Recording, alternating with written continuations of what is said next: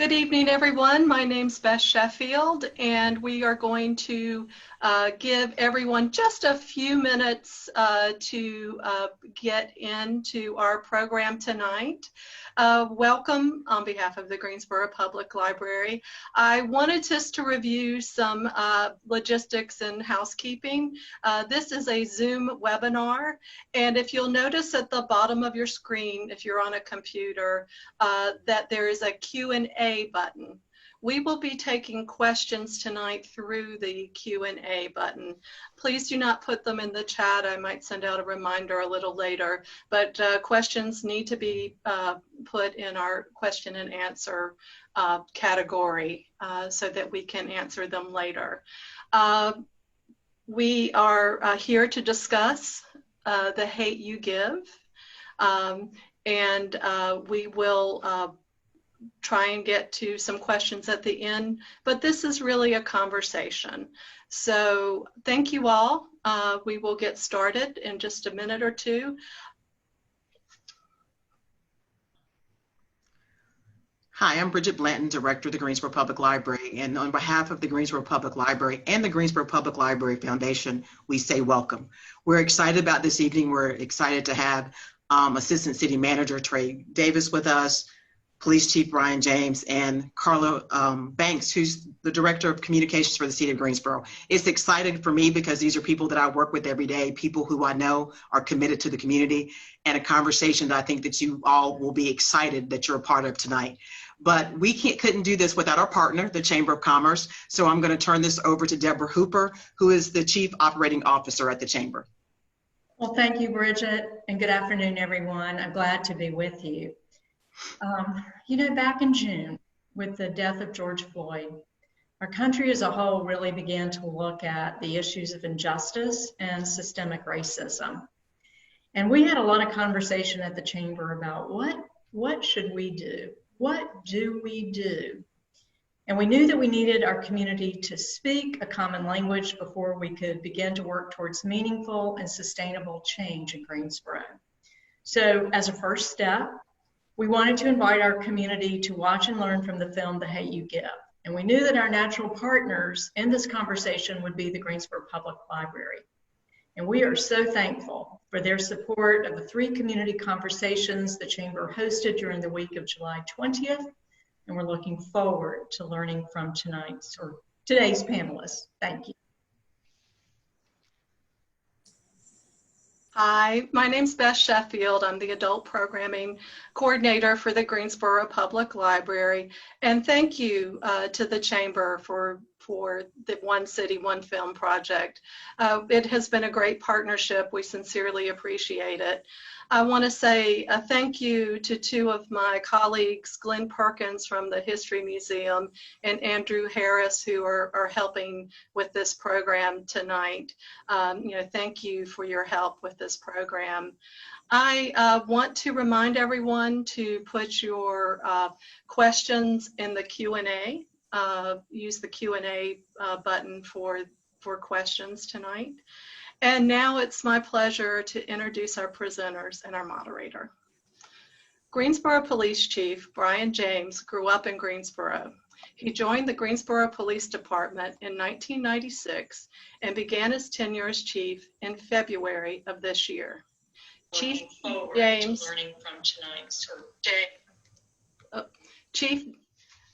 James has served in many leadership roles in the community, including United Way's African American Leadership Cabinet, Board Chair for Malachi House, and Vice Chair of Guilford Child Development. Trey Davis, as Assistant City Manager for Public Safety, oversees city's police, fire, Guilford Metro 911 departments, and the Greensboro Criminal Justice Advisory Commission. He is a 3rd-generation law enforcement officer and joined the Greensboro Police Department in February 2002. Now it's my pleasure to turn this over to our moderator, Carla Banks. Banks has been with the City of Greensboro since 2016. She is the Director of the Communications and Marketing Department for the city. So Carla, I will turn it over to you. Thank you. Thank you, Beth. Appreciate that introduction. Thank you, Chief James and Trey, for joining me for this very important conversation. So, of course, the movie The Hate U Give actually came out in 2018, but it's still obviously very relevant. It mirrors the current climate we're in. We see these demonstrations of social movement, not only in Greensboro, but in communities across our country. And I think there are several themes that are projected throughout the movie, whether it be racism, police brutality, activism, and of course, identity crisis. With the activism, I say that we've seen that in many communities across the country with people demanding social justice. I think the movie kind of balanced it out between what I was calling motivated activism versus manufactured activism, and we can talk a little bit about that. So as we go through our discussion, I'm going to ask you to switch hats with the different roles that you wear, the different roles that you have rather, from your career law enforcement perspective, from the point of view of being fathers of daughters who are relatively close in age to the main character in this movie, and then lastly, as men who navigate through the world in Black skin. So as I watched the movie, I really had to muster up the fortitude and the wherewithal, because when you see the preview, you kind of get a sense of what this movie is going to be about. And for me, I thought this is going to be a really difficult movie to watch. So I'm, of course, glad that I did. And, you know, you kind of go through it and you really start to feel for each of these characters. I'm just curious from each of you what your impressions are of this film. I can start, if that's okay. A lot of impressions, and really it did a good job in covering a lot of aspects of what's going on in the world. The first thing, you know, I saw was I saw a family that lived in a city, I think it was a fictional city called Garden Heights, predominantly Black neighborhood. It seemed like there was some, probably some economic injustice going on in that particular neighborhood. But the father, who apparently had done some time in jail, but had turned his life around, I really did like his character because he was a very strong father figure and very responsible. So I did like that aspect. But they also were keenly aware that their kids had to get something else that the neighborhood couldn't provide, because they sent them to this apparently a private school where Star, the girl in the movie, obviously had to really put on two hats, which I can identify with in a lot of ways, trying to navigate through the world, because she apparently, you know, had to act. I can't remember how she phrased it, but she couldn't be too Garden City when she was at Williamson, and couldn't be too Williamson when she was in Garden City.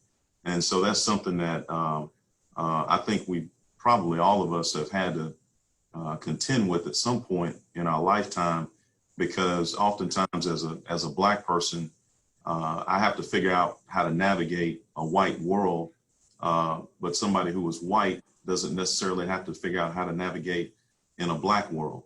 And that's where the huge difference comes in. And I'd say over a lifetime, it can be somewhat stressful. When you look at the main kind of, I don't know if it's the climax of the movie. I think the protest probably is the climax, but when Khalil was shot and killed, you know, that right there, of course, that incident in and of itself, there's a lot going on.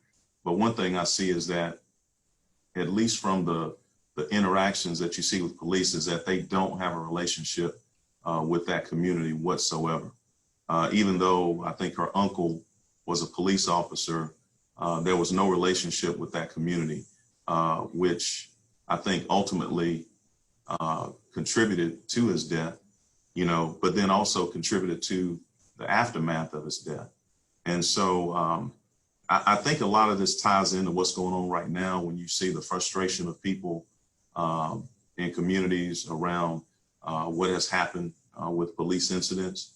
And I think that if you don't at least have a relationship, you're never going to be at a place where you can actually talk about it and try to solve those issues. And then on top of that, try to get some people in that community to want to be part of the police department or part of that system that decides where funds go to actually build up those communities. So that covers a few aspects. I mean, there's just so many aspects to the movie. I really did enjoy it, and it really did cover a lot of angles. Thank you, Chief. Trey, what were your impressions?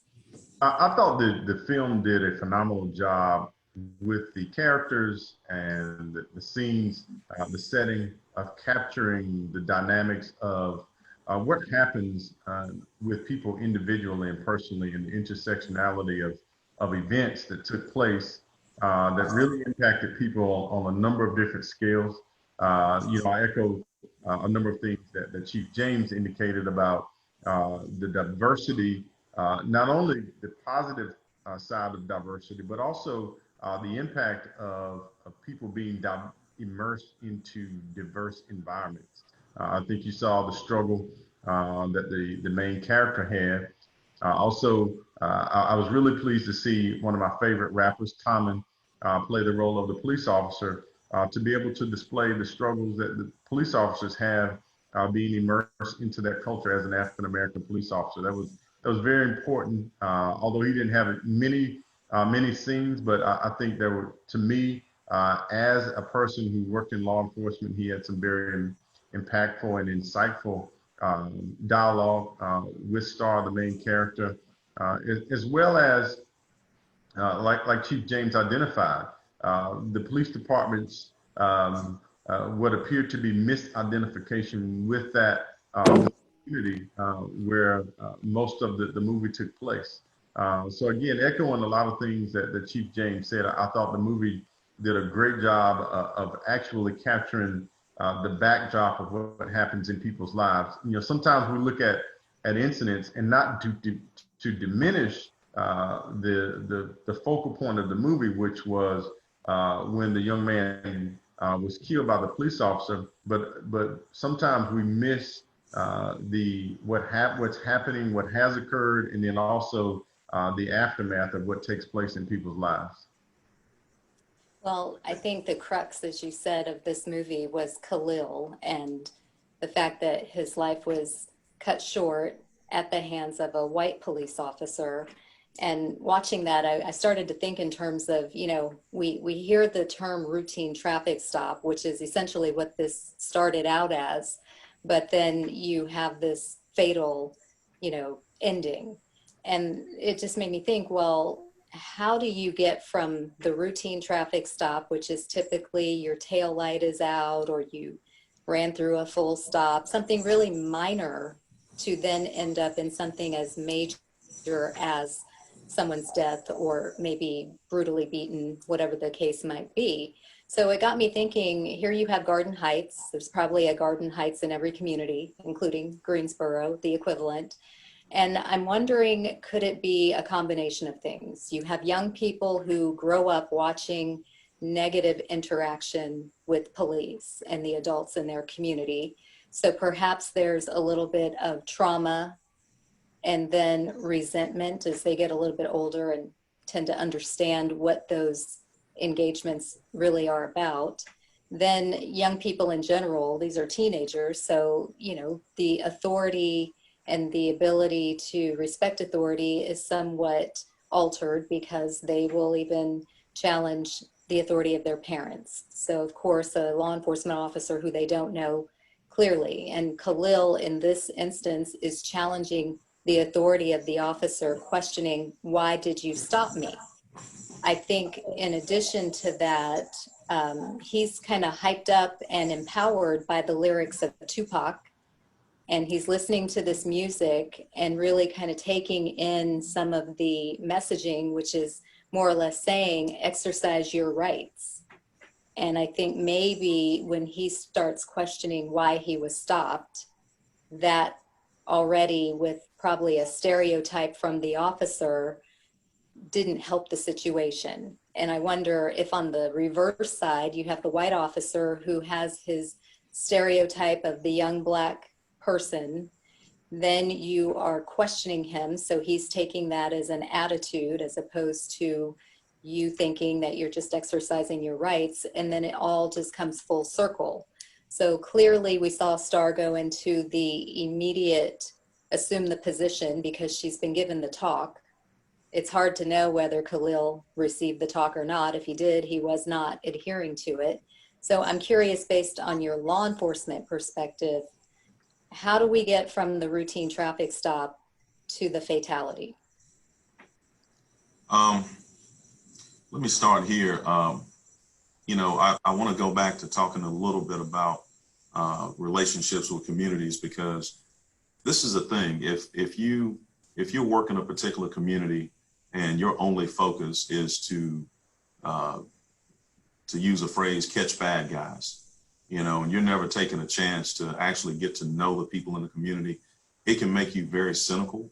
You take the fact that you don't look like the community. You've never actually spent any time in that community except for when you were at work. It can lead to a lot of things, including fear. Now, that's not to justify anything around this scenario in the movie, but it contributes to how it happens, because the thing is, if you're not comfortable in the neighborhood you're policing, you're not going to communicate well. When I look at that, if I critique it, from a police standpoint, there are many things that officer could have done to de-escalate that situation, to try to put the young man at ease, even though, he was, saying some things back to the officer. Now, I'll say on the other hand, when we talk about the talk, I've told people this before, and I really do mean it. I tell people, if you get stopped, by a police officer, even if you don't think the stop was justified, I ask people to comply, because I say this: don't give, and this is Greensboro, this is anywhere in America. Don't give a police officer an opportunity to be a bad police officer. And what I mean is comply, get their information, just like Star remembered his badge number 115.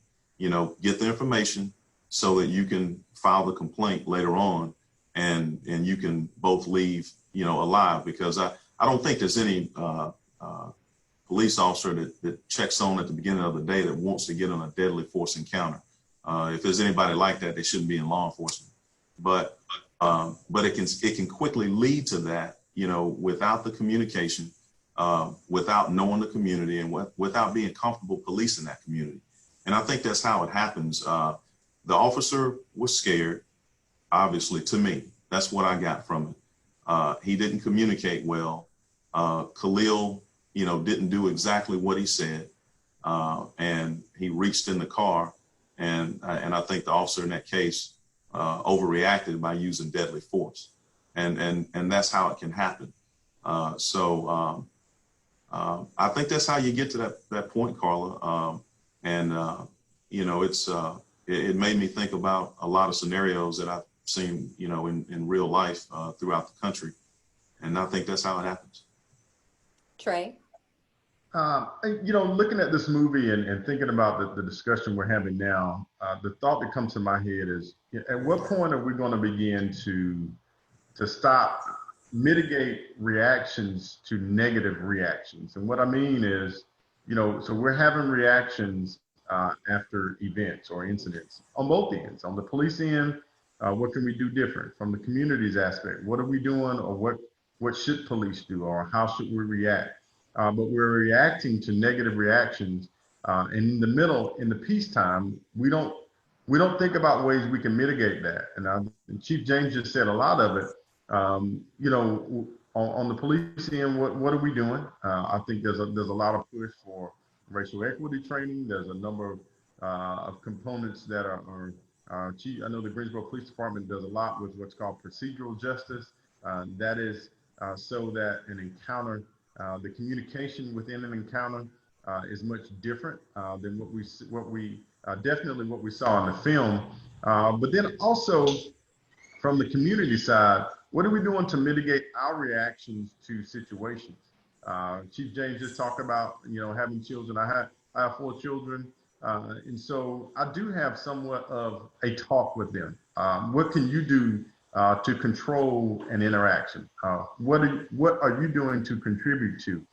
We don't at all take a posture that anyone who has been on the bad end of an issue or a police encounter, they're not to blame.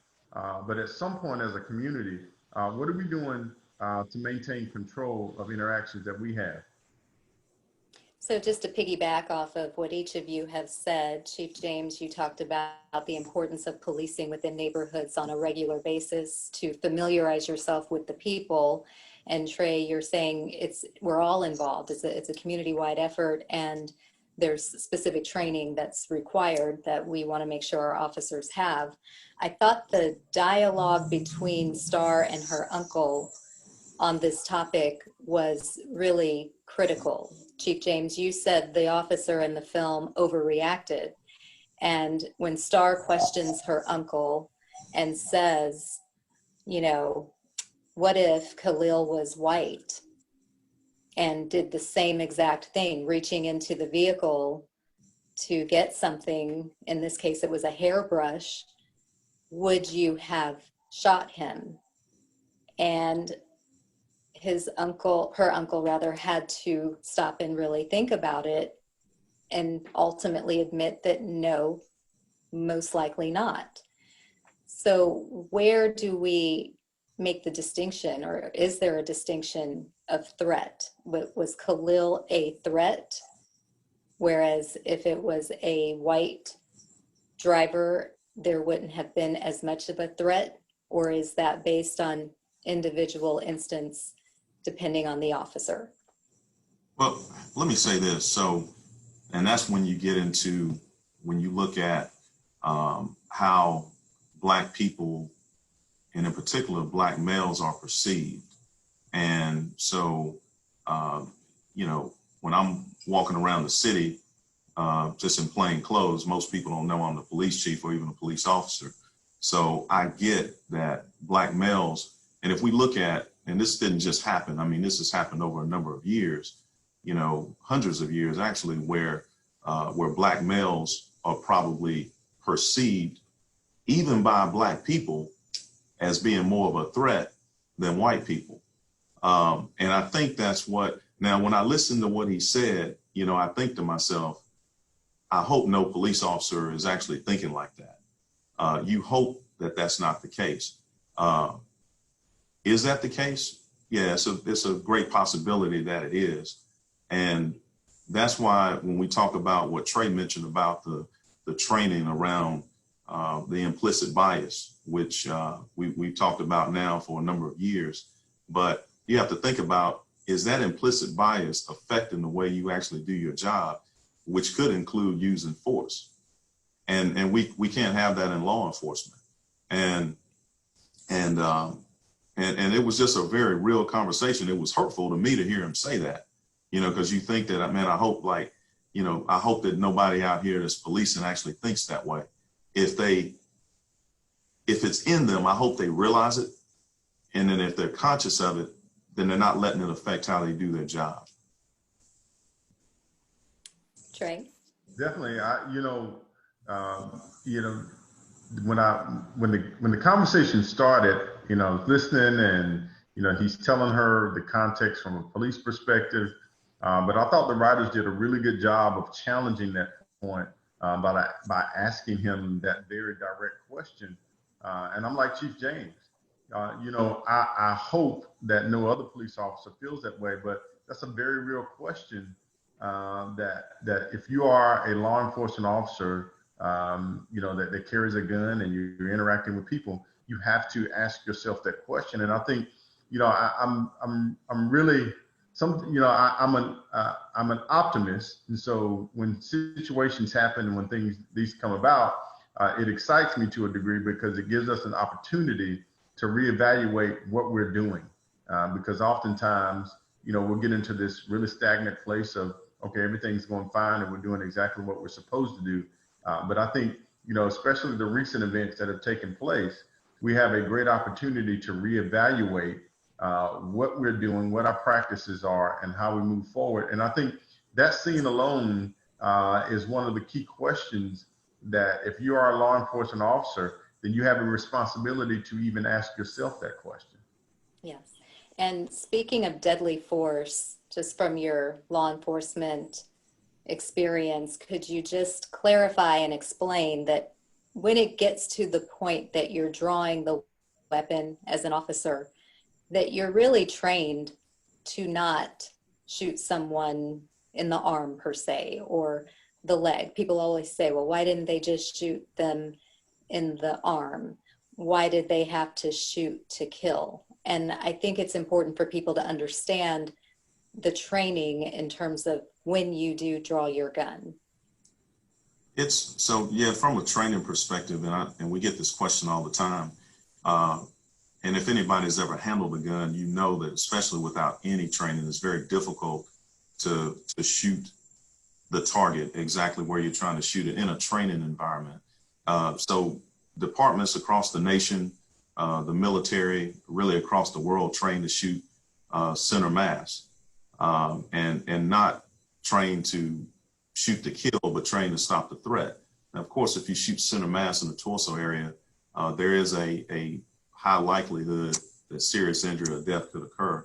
So, of course, that's why we consider it to be deadly force. So I hope that answers that question, but that's just from a training perspective. And I want to add, Carla, I spent the better part of my police career with GPD as an internal affairs investigator. So I investigated internally a number of incidents where there were uses of deadly force, and also work with whether that be outside agencies or criminal aspects. But anytime we investigate a use of deadly force by a police officer, then that use of deadly force, there has to be the threat or the presence of deadly action. So, as Chief James described, you don't shoot to kill, or you don't shoot, as people see on TV, but the officer has to encounter a threat to their life or the life of another.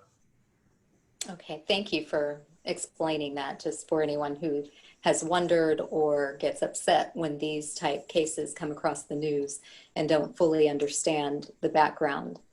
So as fathers of daughters who are similar in age to Star, have you had to administer the talk? I think, Trey, you said earlier that you have.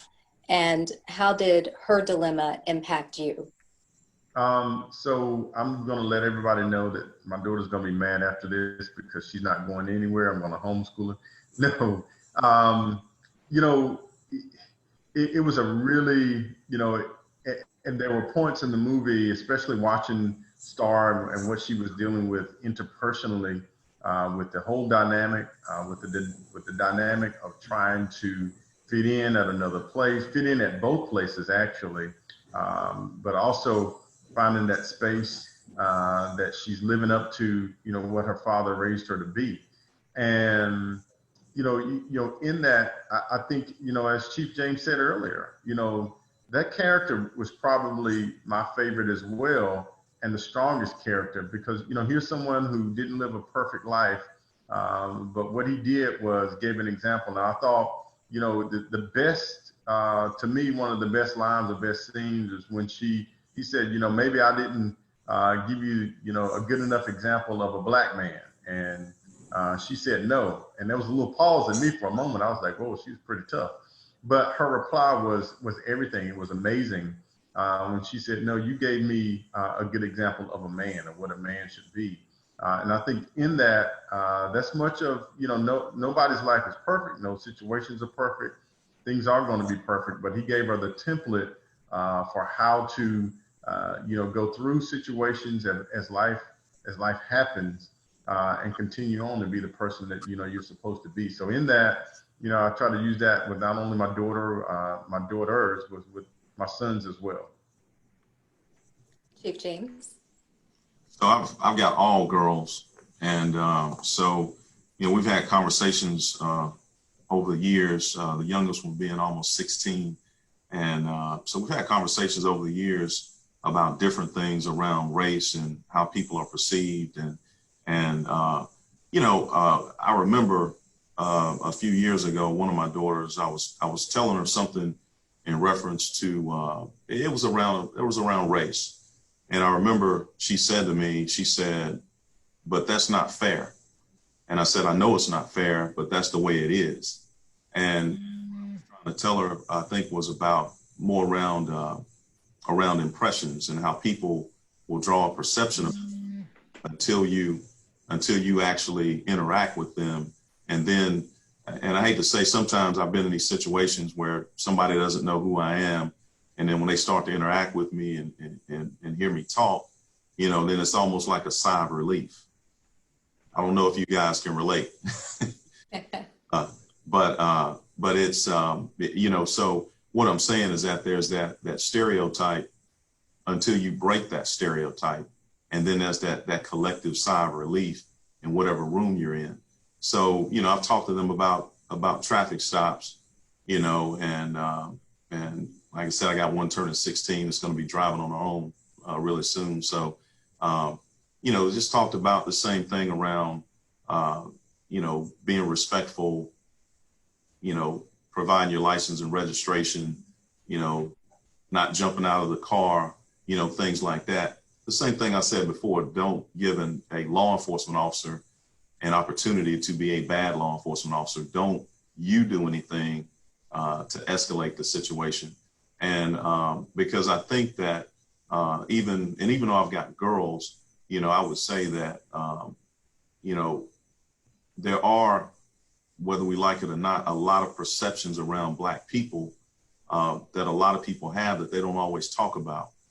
And every day, and I'll say this, even now, I feel like I have to break the stereotype and the perception constantly every day, because I feel like people, even in the position I'm in, will draw certain conclusions about me until they interact with me.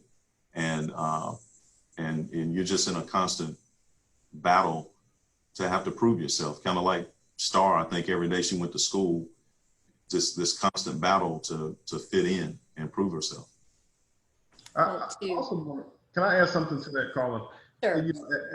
As Black parents, I think, sometimes, I think one of the undertones, and this is just one thing I grabbed from it, from being an African American and growing up in, different, in the culture, one of the things that can happen sometimes is, our youth get to that critical age where human interactions change from the innocence of kids playing to kids driving and interacting with police officers or interacting with people, and they have the shock that racism is still very present in our world. And I think the film did a great job. I know I took away from what her father prepared her for, and sometimes we don't prepare our kids for what they're going to face in the real world. We oftentimes want to shield them from things, but we don't prepare them for the reality of the world. And one of the things that that it's not comfortable, even in our own home sometimes, is to talk about the presence of racism, but it's very real. And I thought, that what her father equipped her with. Now, I'm not going to go as far as making my kids stand on the lawn and tell them to recite, the code that he had. But at the same time, I think that really equipped her for life and what she was going to encounter and what she did inevitably encounter. Yes, and I think it's difficult for parents in this particular era.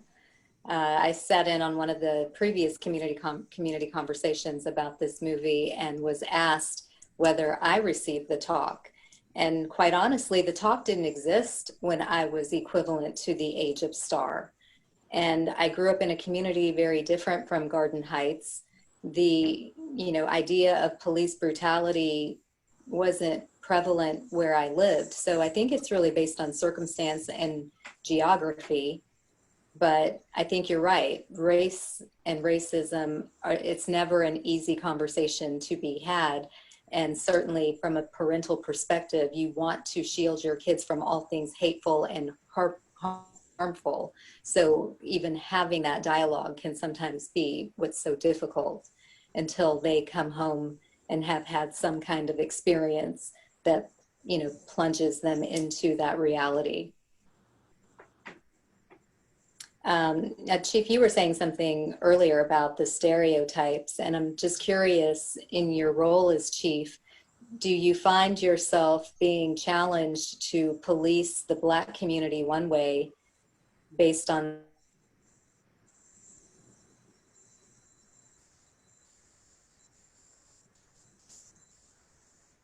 Carla, thank you. their perception of you being Black, to police the entire community? Broke up a little bit, but I think I got your question. So I was doing some community meetings right after I got the job, and I had a gentleman ask me. He said, "Chief," he said, "What is your plan for Black people?" And so what I told him was, I said, "Well, I know there are some problems that are unique, to certain communities, the Black community, the immigrant community, many communities. But I have to be the chief for all of Greensboro, and I have to come up with a plan that will serve all the people that live in Greensboro. I can't just be the Black chief, but at the same time, I would like to think that I am more aware and more sensitive to the needs of Black people because I'm Black. I grew up here, and I know some of the problems that are unique to Black communities. So I hope that while I'm in this role, I can do everything that I can to help this department be more responsive to the entire community, but also be sensitive to the individual problems that a lot of people face that the majority of the community may not face. Thank you for that.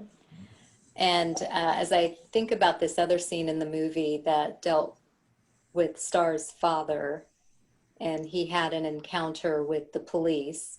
So it started off as a really great evening out with the family. They're having dinner at the diner, and he's noticing Star is a little, distracted. So he sees her looking out the window, and lo and behold, there's the neighborhood drug dealer who is staring her down.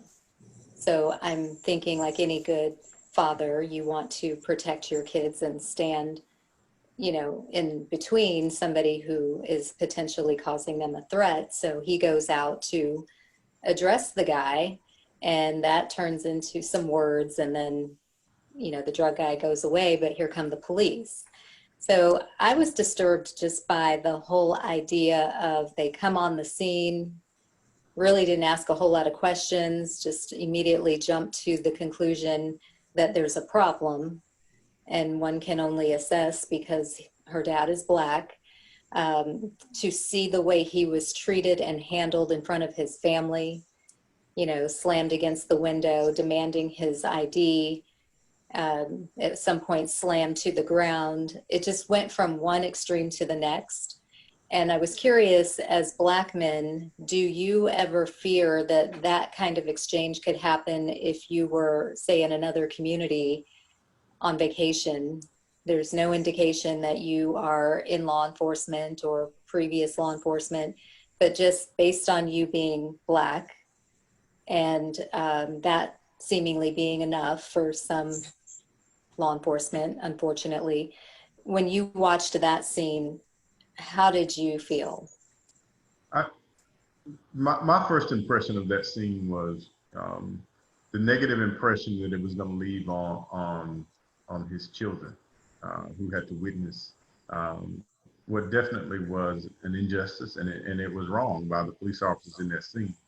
But your question as to, am I concerned? Do I worry about that if I'm in a neighboring town? I'm always very, very aware that, that situation can happen. And that type of police interaction does take place across this country. But again, I go back to, I maintain this presence within myself of how am I going to control any scenario that I'm in. I pray that I never have the unfortunate, encounter such as what was displayed. But again, what am I doing to control that? And if I'm, with my children, what am I doing to control what they're exposed to as well? Chief? Um, Obviously, just horrible police work. They saw an altercation apparently. One party was gone. They get there, and there's one man left, and the way they treated him, the way they interacted with him, and one of the officers in the scene was black. And I go back to, you're policing a community that you don't have a relationship with. It appears to be it's a high crime area, so they're probably responding to the worst calls each day. And if you're not careful, if you don't actually stop and talk to the people you're trying to help, you'll dehumanize that whole community. Mm-hmm. They weren't thinking about his kids and what they were seeing, and seeing their father pressed against a window. And I think at one point they even threatened to arrest the son and wanted his ID, and so, I look at that, and what happens, what can happen. So I'm always, I think, even subconsciously keenly aware, because a lot of times I'm not in Greensboro and I'm with my family. So keenly aware of the fact that you got officers throughout the country that are trained differently, that may not have body cameras, that may not do de-escalation training. I don't know what kind of training they have. So I have to think about, kind of like what Trey said, I have to think about how I'm going to react to a police officer if they seem to be acting out of bounds. And I've had an encounter many years ago like that, where when I was in college, the officer was escalating a situation and I had to de-escalate it. So I have to think about, how I'm going to react. Now I go back to that conversation I had with my daughter, and is it fair that I have to think about that? No, it's not fair, but it's certainly reality. And I think that people that don't look like us have to at least try to understand that, at least listen to what we're saying. Thank you for that. So I'm taking from your responses, based on the actions of the officers in this movie, would both of you agree that they probably did not receive any type of training in implicit bias or de-escalation tactics? And Trey, you mentioned early on that we provide that type training to our officers. Could you explain the expectations based on that training? What are the expectations we have for GPD officers? So I'll kick it off, and Chief James has got a lot more background in the training division than I do. But I'll tell you, I'd even say that's a textbook for what not to do in interacting with people. I think that goes beyond some of the training you mentioned, Carla, and I think that's just a misidentification of the background and the culture. And I want to talk a moment about some of the different things that we're doing here with GPD, and having our rookie class have a session at the Civil Rights Museum to know the history of the community that they're policing. And I know the training division for the police department has been very intentional about making sure that our training recruits, as well as some of our yearly follow-ups, identify what has taken place in our community. So again, those police officers in that particular scene had no regard for the history of that community. Same thing. So just to, I guess, kind of reiterate what Trey was saying, when we talk about from a training aspect, communication is key. We do a lot of training, like classroom training on communication, and then they have to put those skills into action through scenarios. And then we also talk about implicit bias and procedural justice, which procedural justice, one of the key components of that is to explain to a person what's happening. I'm Officer James, and the reason why I stopped you is because you were going 55 and a 35. May I see your license and registration? That's very simple. There's no reason why you shouldn't be able to tell a person why you pull them over. I think if you tell them that initially, and then you tell them who you are, those are two key things that are already on the table and out of the way. I think, like Trey was saying, we currently have been doing a session over at the Civil Rights Museum with a moderator that does a debrief. At some point, I'd like to go to the African American Museum in DC. I'll have to send Trey a memo and get him to come up off some money to do that. But I've been up there, and I think that that tells an even wider and deeper story about not just this community, but the whole United States. And I think it would be valuable for any law enforcement officer to go there and to go through that museum and see that history. Thank you, Chief. And you answered one of the questions we have in the chat in terms of the training is designed for our officers to immediately tell you why you have been stopped. And we had a question asking if citizens have the right to ask why they're being stopped. So based on what you said, we shouldn't have to ask. We should already be told as soon as they approach you in a stop. Yes, I mean, now I'll give you just one scenario, which could be a little different because, for instance, now sometimes we are, apprehending, high-risk people that we know are occupied in vehicles, and those stops may look a little different, so we're not necessarily going to come up and say, I'm Officer James, and the reason why I stopped you is because you have a felony warrant for murder. That stop's going to look a little different. When we talk about our routine traffic stops for just, traffic violations and things like that, those stops really should be I'd say a very low key stop. It's not nothing that's catastrophic. It's something that we've stopped you for legally that we want to bring to your attention. It could result in a citation or maybe just a warning. But if we come up and say who we are and why we stopped you, I think that goes a long way in relieving a lot of anxiety with the driver, and that's what we want to do. So back to what you were saying earlier, each of you, from the parental perspective, you've given your kids the talk and kind of, mapped out what steps they should take. Are you concerned at all that they might have friends in the car? Like we go back to Khalil and Star. Star was immediately hands on the dashboard, and you could see the fear factor in her. Khalil was just chilling. This was no big deal to him. Are you concerned, being that it may be someone riding with your child who either hasn't had the talk or didn't take it to heart, and then there could be an unfortunate mishap? My short answer is yes.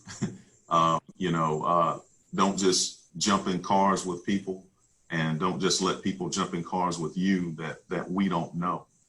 Because, from a parental perspective, I don't know how other people are raising their children, and keenly aware that what somebody else's child does on a vehicle stop could put my child in jeopardy. So yes, absolutely. As a parent, yes, I'm concerned about that, and they expectations are. Trey, did you want to add to that? No, I just have the exact same answer as Chief James. I think it goes. You address it in two realms. I mean, it's almost like the difference in the father and the mother in Star's father. Star's father prepared her on one angle. Star's mother prepared her for the social interactions and how to navigate people. And so, as a parent, you're thinking about both all the time. And so, I think, as a parent, you have to be vigilant and prepare your children. I think exactly what Chief James is saying. You can't control the responses and the actions or reactions of other young people that you're with. And so you got to be very, very mindful. Thank you both. We're going to go back to the chat. There's a question where you were talking about training and partnering with the Civil Rights Museum. Are officers required to read the new Jim Crow? No, they're not required to read that. That's a book that I've actually read several years ago. shortly after it came out, but that is not required. Okay. And a scenario has been presented within the chat, and I'll pitch it to each of you. Someone is saying a friend whose son was running in a primarily white neighborhood where he lives. He happens to be Black and was asked why he was running in the neighborhood. How do we keep that from happening? I'm not sure who they were asked, who asked the question as far as, was it a law enforcement officer or was it a person living in the neighborhood? I'm not sure. What I would say is this, is I want to go back to stereotyping. Somebody running through a neighborhood, just running, shouldn't be considered suspicious. You would have to already have drawn a conclusion about that person to even put in a call to law enforcement to come and check out that situation. I'll also say that oftentimes, and we've talked about this a lot, oftentimes law enforcement officers are brought into situations that we should never have been brought into. And that could also be driven by the public who may place calls about things that they feel are suspicious, and there really is no basis for their suspicion other than the way the person looks or the perception that this person is out of place, or to use even harsher words, this person doesn't belong here, which I think is some old terminology that is used. But you know, we get pulled into a lot of different directions that we shouldn't be pulled into, and I think that comes with how do we stop that from happening? Educate the whole community, and I think the key in that is to have people in these conversations that don't think they need to be in these conversations. Now, that brings up a question in terms of nationally, we see these news stories pop up where someone's calling police because they've determined for whatever reason someone Black should not be at the coffee shop or in the hotel lobby or in the park, wherever this incident is happening. Do we have calls similar in nature, and how do you deploy those police resources if we do? Well, if someone calls 911 about a perceived issue or an issue, we have to respond. What we have to do is make sure that our decisions and interactions, first of all, that they're courteous and that they're based on what the law is, and also using de-escalation. So if we are approaching someone who's totally innocent, that we don't do anything to escalate that situation and cause a bigger problem. But to kind of, I guess, I don't know how you stop the call. And when I say that, I mean, I don't know that if they call communications and they say, hey, can you come check out the suspicious person in my neighborhood, we have an obligation to respond. What I'll say is that if it's not based on an actual issue and it's only based on this person doesn't live here or we've never seen them before, then that's just not a legitimate complaint. But we have to be smart enough to respond to it in the right way so it does not turn into a dangerous encounter. And I did get some clarity on the scenario with the young man jogging in the neighborhood. He was actually stopped by a police officer who also lived in the neighborhood. Okay. I mean, my answer is still the same. I don't know, the police officer was off duty and stopped them, or? And maybe we can circle back to that, to that person.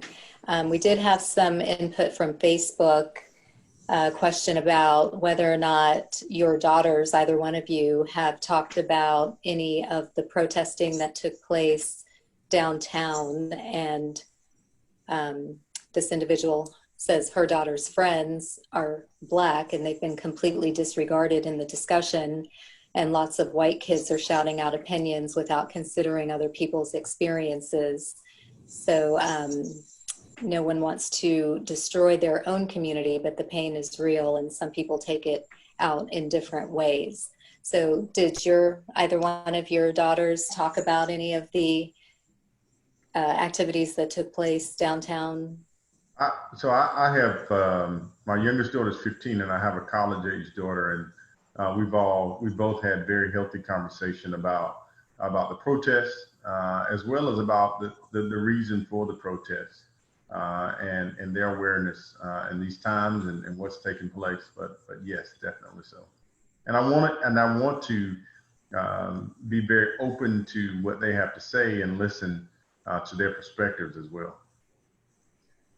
We've had conversations in our household and talking about the effectiveness of peaceful protest. And I think a lot of young folks in our generation and these, demonstrations, especially from the 60s, are revered in how they conducted themselves and what they actually got done. And so what I talked to them about was the fact that at some point when you transition, you have to transition from the protest to the table, where you're actually having conversations about, what policies have to be changed, what laws have to be changed, how tax dollars have to be distributed in our community to get some sense of equality. I think at some point after you got the collective attention of everybody, then you have to start making the proposals to actually affect real change. And another question has come up about training. Have officers had any type of racial equity training through the Racial Equity Institute here in Greensboro? We've sent officers there for a number of years. If you're familiar with the training, I've been through it myself, actually on two different occasions. It was called something else in the early 2000s. I went then and I went again back in, I think it was 2014 or 2015. I also did the groundwater presentation yesterday, which is a virtual training. So we have sent a number of people through that training over a number of years. Typically when they do it in Greensboro and they do it all over the country, we're able to get at least a couple of spots and we send people. Currently trying to get racial equity training for the entire department. And we are looking at doing the virtual training initially, which is the groundwater training, which shows really the roots of systemic racism. And it also shows the disparities in the outcomes across many different systems. And what happens after training? So for instance, what type of action is taken if there is a perceived bias on the part of an officer? What happens to that individual? I guess from the context of from a complaint or if well, they're just wanting to know, how do you get rid of the bad element in a department? Well, what I focus on, first of all, you have to make sure that you're hiring the right people. So you have to have the proper screening and background initially, from background checks to psychological screening, to make sure you don't allow people in the department that have those biases. The other part is once you get people into the department, we have to provide training and make sure what's acceptable and what's not acceptable. This is the thing, it's hard to look into someone's heart and mind and see what they think about people or what their biases are.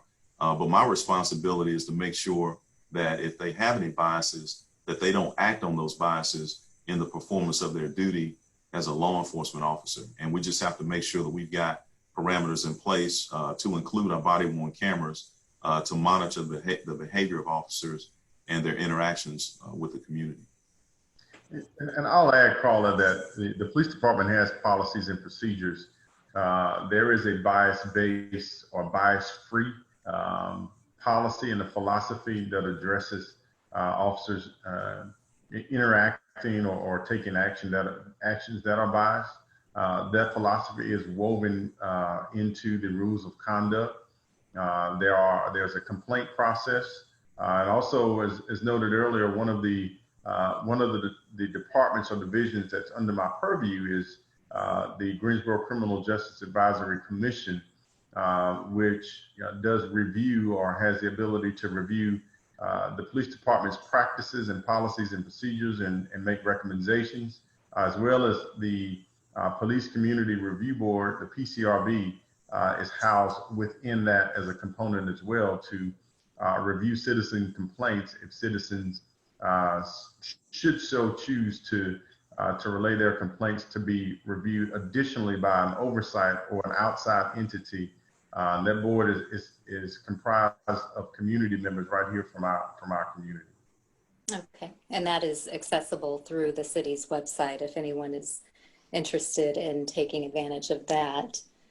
We have another question in the chat asking if either one of you could comment on the Greensboro massacre and the Marcus Smith case. Well, the Marcus Smith case is currently under litigation, so I'm not at liberty to speak on that. As far as the Greensboro massacre, I mean, it happened in '79. I was 9 years old. My grandmother actually lived a block away from it and witnessed it. So I know the impact that it had on the community. It's really hard, and this, so I've been asked to comment on this before. And what I'll say is this, is that I know it's a part of our history. I know that there are people that are still very sensitive to what happened on that day, people that still live here that lost close friends. But as I remember it, I also have to figure out how can I move us forward from this point on, because as we lost people in '79, you know, many things have happened since then that affect us today that I have to deal with now. So I think that the city as a whole has to figure out how to deal with that because there are a lot of elements that that were in effect on that day. Although the police played a huge role in what happened on that particular day in '79, it really was a community issue, and a lot of different things were at play. So that's really all I can say about it. It's really hard to grasp that context because I did, even though I knew it had occurred, I didn't witness it. I knew about it, but like I said, I'm 50 years old and I was 9 when it occurred. And there are so many people that we know today that really only know it as a historical fact, and they didn't actually live it and feel it. Right. I'll say, you know, I didn't grow up here in Greensboro, so I don't have the same experience as Chief James, but I think there's such value in, you know, his experience. He grew up here. You know, he's a part or was a part of this community at that time. I came here and in 2002, and I came from a smaller town in North Carolina. And I remember when I got here, I began hearing about, you know, what happened. And I asked my father, and he said, you know, he clearly remembers that day, and he remembers what took place. And so with that, I say this, that as we're having this discussion and we're talking about, you know, how can we alleviate the tensions between our, you know, our African-American community and our police department, you know, this, you know, very serious historical tragedy is something that we have to be able to get to the place that we can talk about, not that we diminish what happened, but we can talk about it in an open way and in an honest way. Just so happened today, I came across a clip where Reverend Johnson and Wesley Morris did a recent interview talking about it. I was, you know, you have to, and it very similar in correlating it to the movie. You know, sometimes people look at it in a siloed box that this happened to these people and then happened in this context, and they don't necessarily look at it relevant to the impact of, you know, not just the people who were involved, but to the communities as well. And so, you know, do I have the answer? No. But I think, you know, open and honest conversations like these are the key. And I think, you know, as Chief James said, we have to figure out how we move forward in the future and continue to, you know, to mend. You know, this is just one, you know, again, not diminishing it, but this is one event that has caused some tension in this city, and how do we move forward in the future with it? And Greensboro, of course, historically is known for being rooted in activism. And you see that be the culmination of the movie, The Hate You Give. But there was a moment also where I was thinking that the activism was manufactured. So where we see the big blowout across the city, I looked at that more as motivated activism because they were acting out in response to the decision of the grand jury not to indict the police officer, versus when the students at the private school suddenly decided now we can get out of class early and under the guise of this protest. So I considered that to be manufactured activism, which then kind of got Star's blood boiling because she realized now you are mocking the memory of my friend. So I feel that there have been many instances in Greensboro where folks have rallied together for some form of activism, and it's really kind of the fabric of Greensboro's history. Let me just say this. So there's a guy I listen to on a radio talk show called Joe Madison, and he always talks about, is this a moment or is it a movement? And I think for a lot of people, you have to decide that for yourselves. Some people will join something because it seems like a great thing to do at the time, but they're not actually willing to stick with it for the long haul. And that's when you have to ask yourself, is it a moment or a movement? I think for those kids at the school, at Williamson School, for them, it was really just a moment. We're going to get out here, we're going to do this thing, we're going to make some signs and march around, but then, they're going to go back to their neighborhoods and resume life as it was, and you look at, even so with Star's boyfriend, you look at how when he first came to the neighborhood, he gets out of the car, he's looking around like he's in another country or something, like he's just totally out of sorts. So they were completely disconnected from the community. And I even remember one point, I think he said, because if anyone hadn't seen the movie, he's white, she's black. And he says, well, I don't see color. She said, if you don't see color, you don't see me. We can't sit here and pretend that we don't see color. I mean, if you say that, you're being disingenuous. But just to go back to the original point, though,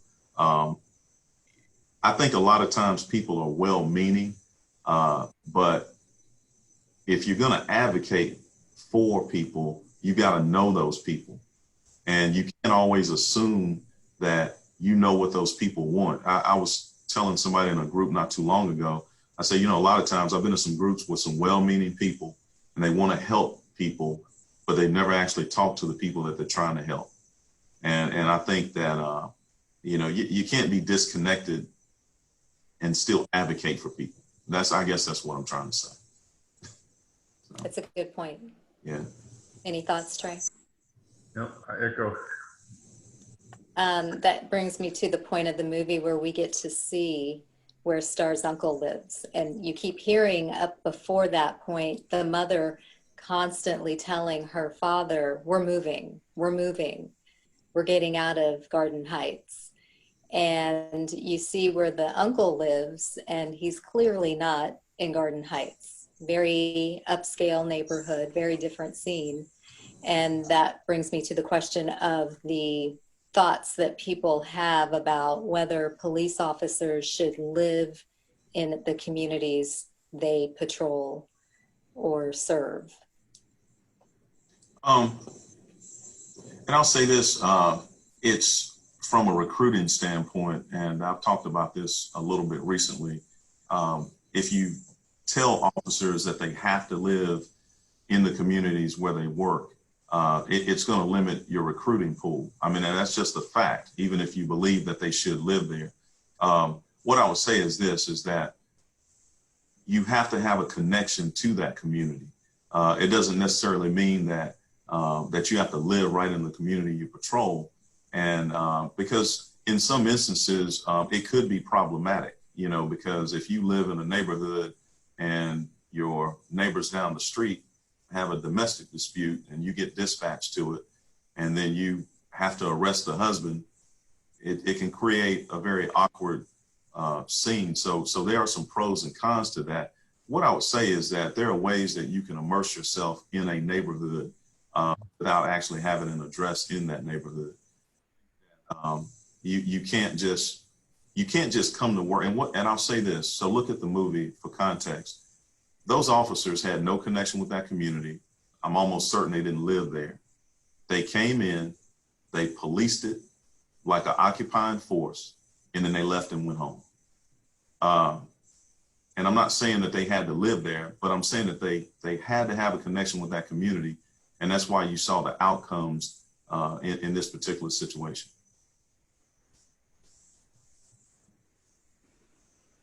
Trey, any thoughts? No, I agree with Chief James. I mean, as a police officer, police again, are citizens, and their profession just happens to be policing. And so with that, I remember, while I was a patrol officer, my kids were, somewhere in elementary school, somewhere in middle school, and then on to high school. But when I got home, I wanted a disconnection from that job. And if I live in the community that I police, then, I won't ever disconnect from that job and have time to raise my children and have the relationships that I do have. Again, but back to what Chief James is saying, I think there are even better ways that our police philosophy and our police strategies can allow our police officers to have a much better connections with the community. And there are a lot of, and Chief James and I have had many discussions about it, and we've seen different models from across the country where police departments are utilizing strategies and approaches to policing. Matter of fact, we're doing some right here in our community. I don't know if anybody saw the feeds on a week or so ago with some of our officers going out with council members into our community. So that's just some examples there. Excellent. I was going to ask, what do we do in Greensboro to ensure that even if you don't live in the community, that there is still a relationship outside of coming in to effect an arrest, and that's the only time people see you, and that's certainly not the image that we want or the experience we want to leave people with. Well, I've said this many times, you can't build a relationship in a crisis. So we have to find those times when we're not responding to a call that we can go into a neighborhood. And one thing that we've tried to do, even with COVID-19 still being a concern, we've done some walking in neighborhoods, just really going door to door, even after the murder of George Floyd. And it has been well received by a lot of people. And what it's done for me is it's reinforced that we do have some good relationships in the community. And people still, by and large, people still want to see us in their communities doing good police work, because we do need a good police department in our community, and we certainly want to provide that. Well, I think we have an excellent police department, and so much of what is done through GPD is really geared towards the community. We are almost out of time. I have one last question. I'm going to check the chat and make sure I didn't miss anyone. Let's see. Okay, we did cover this earlier. Someone was asking about what I asked, when you're trained to shoot, is there an option to include training to shoot in the arm or legs versus center mass, if situations allow? Is there any type of training, or is the training standard as what you described earlier? So the training is, I'm sorry, go ahead, Trey. So actually, if you look at the meat of that question, shooting to just wound someone, like shooting in the leg, then actually that would be absent deadly force. If you discharge your firearm, then it has to be a justified use of deadly force. That means that the threat of deadly force is coming at you or someone else. And so ultimately, and Chief James can get into the science of the center mass. Oftentimes that's much easier and much better. And Chief, I'll just flip it over to you to kind of talk about the science of that. Well, I'll say this, and this should be hopefully easy to understand. If you're trying to shoot someone in an extremity, your likelihood of hitting an unintended target substantially goes up.